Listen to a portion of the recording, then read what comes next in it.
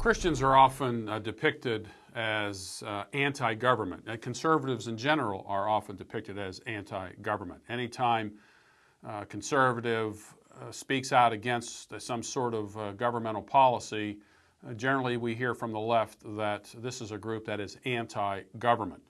Christians are not anti-government. We have the greatest respect for government, government properly understood, properly defined.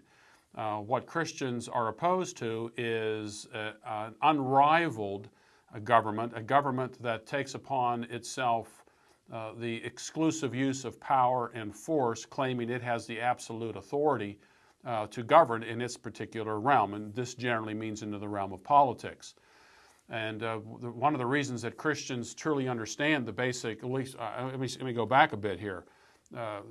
Christians should understand these basic principles that the Bible outlines a very decentralized government, and that the individual, the family, the church, and the state are all equal governments in their spheres. They are legitimate governments in the spheres in which they operate, in which they are defined. Of course, without God, then the state becomes the all-embracing government. And this was something that Timothy Dwight back in 1797 stated. Dwight was a professor, and he was also president of Yale College up until probably the first, almost the first quarter of the 19th century, up until the time of his death.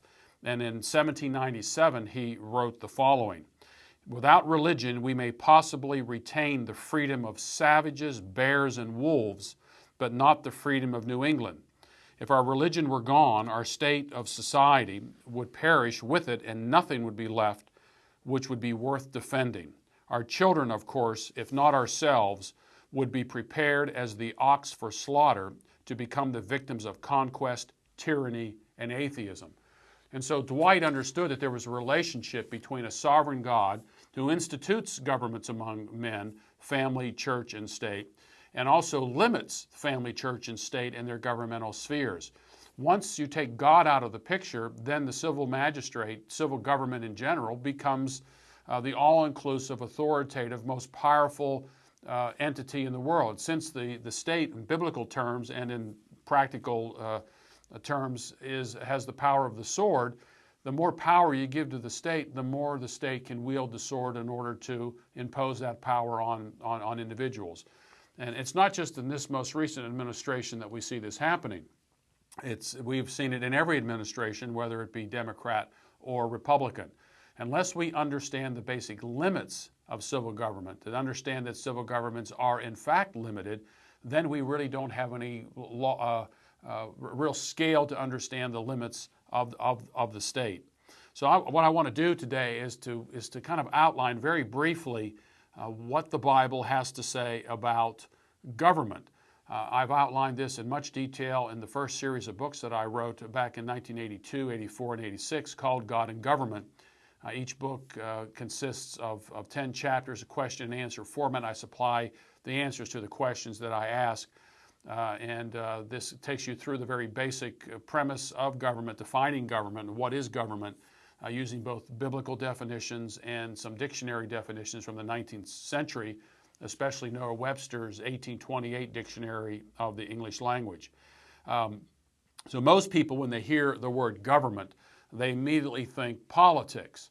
And this is an unfortunate way of understanding government.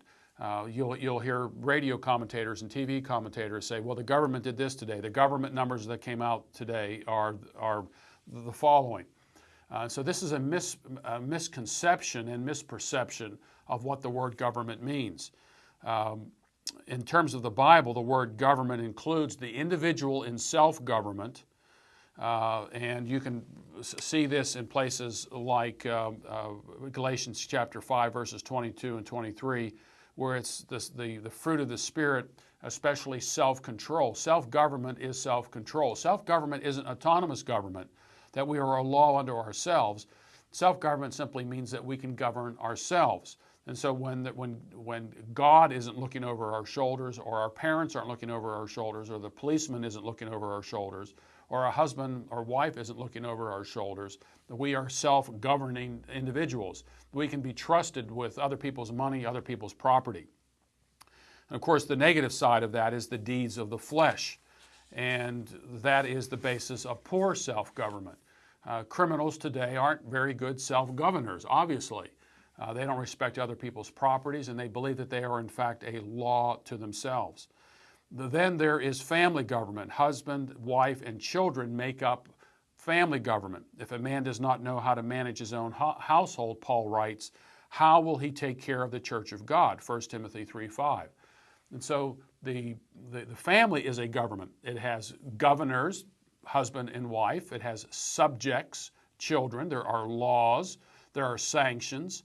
All of the aspects of what constitutes a government, authority, representatives of the person in authority, laws, sanctions, and a view of the future. The fifth commandment says, if you obey your parents, you will live long on the earth. These elements of government are found in the family. Then there are ecclesiastical officers in church government. The church is a government. It rules in ecclesiastical government. It has laws that pertain just to ecclesiastical affairs. And it's not that the state is over the church or the church is over the state. They are parallel governments, just like the family is a parallel government and parents are legitimate governors in the family. Ecclesiastical rulers, deacons and elders are legitimate governors in the realm of the church, and as we'll see, civil rulers are legitimate governors within the civil sphere.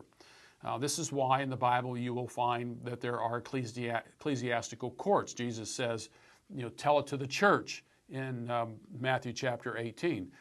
This is a consideration that the church is an actual ecclesiastical government with authority, limited authority, but true jurisdictional authority in ecclesiastical realm.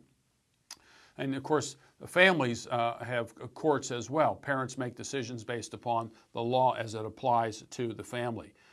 Then you will also find in 1 Corinthians chapter 6, where the ecclesiastical sphere is supposed to handle its own affairs. Why are you going outside the church? Paul says you don't have governors within your own churches in order to determine these issues. Why go outside? This is built upon the structure you'll find in Exodus chapter 18. And of course, civil rulers are described as ministers of God. That word minister there is the Greek word diakonos, which is what we find in the church. A deacon is a servant, a minister of God in an ecclesiastical sphere. In civil government, the civil minister, in fact, in some countries they are called ministers. There's the prime minister. That assumes the second point of this covenant model, representatives. They represent God in the civil sphere. But their authority is limited in that sphere, just like an ecclesiastical officer's jurisdiction is limited in the ecclesiastical sphere.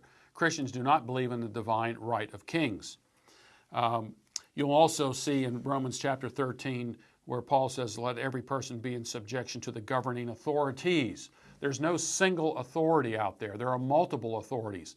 That's what has made America's political system, judicial system, work so well, because there isn't one top person. Now we're moving more and more in the direction of that, and that is a severe problem. And then there is the domino effect that takes place when self-government breaks down, and you can see this in the book of Judges. Every man did what was right in his own eyes. And then you begin to see the breakdown in the family. And then you get into 1 Samuel chapter 1, and you begin to see the breakdown of the church. And then finally you find in 1 Samuel chapter 8, where the people cry out for a king like all the other nations. A king was not a bad thing. A civil ruler was not a bad thing. But the idea that the state would be given exclusive power and authority was something that God rejected and something that God built into his political system. So Christians are not anti-government. They are just against tyrannical government.